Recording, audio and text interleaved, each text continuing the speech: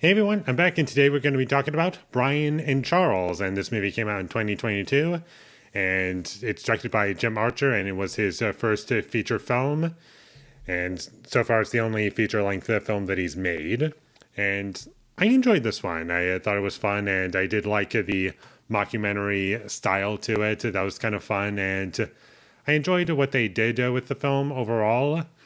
And I found it to be quite charming with its micro budget and limitations. It was an enjoyable experience, and the comedy was very funny to me. I did like how it was characters not necessarily telling jokes, but rather it's just funny what's going on and what they're talking about. And there's lots of enjoyment to be had with that, which I really enjoyed.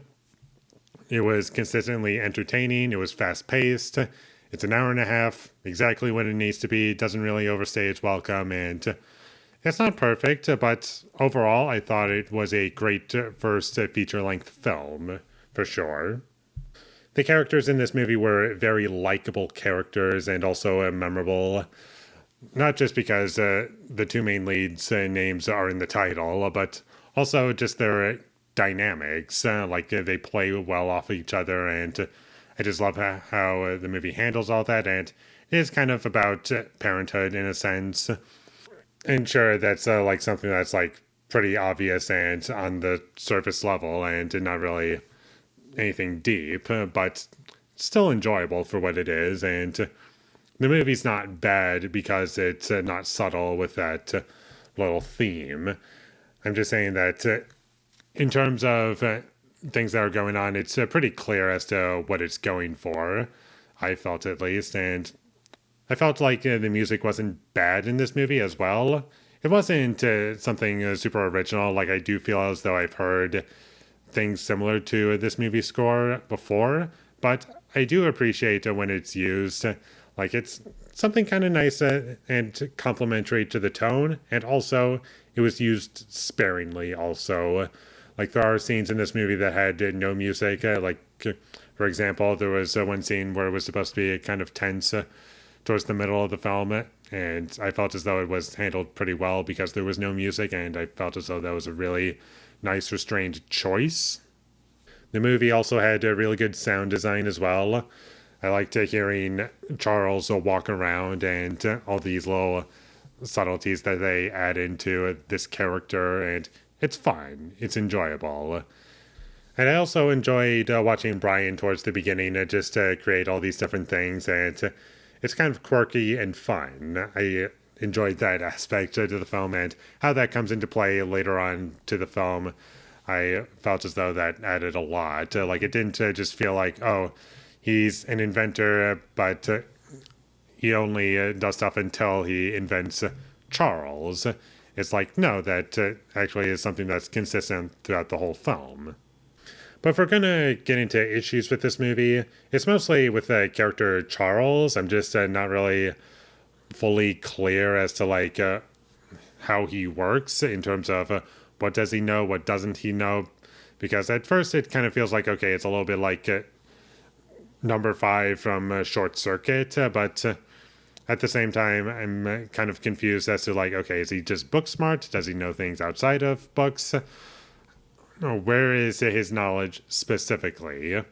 And I understand that it doesn't matter a whole lot. I'm just a little curious about that. And also, they mentioned that his chest is basically just a washing machine, but they never show it. But the way it looked in the film, I never really bought it as a washing machine. It kind of just always looked like a box.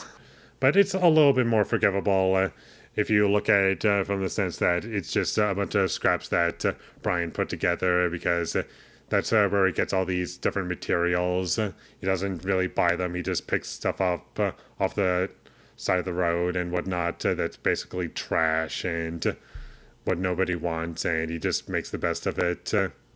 So in that sense, it is a bit more forgivable. And there are parts in the movie towards the end where I felt as though it was kind of poorly filmed, where I couldn't really make out what was happening visually. I just felt as though there was either information missing or just not filmed very well at all.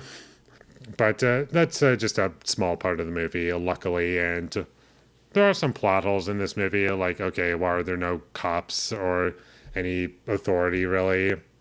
Like, I don't know, maybe you would see someone because of things that happen throughout this film.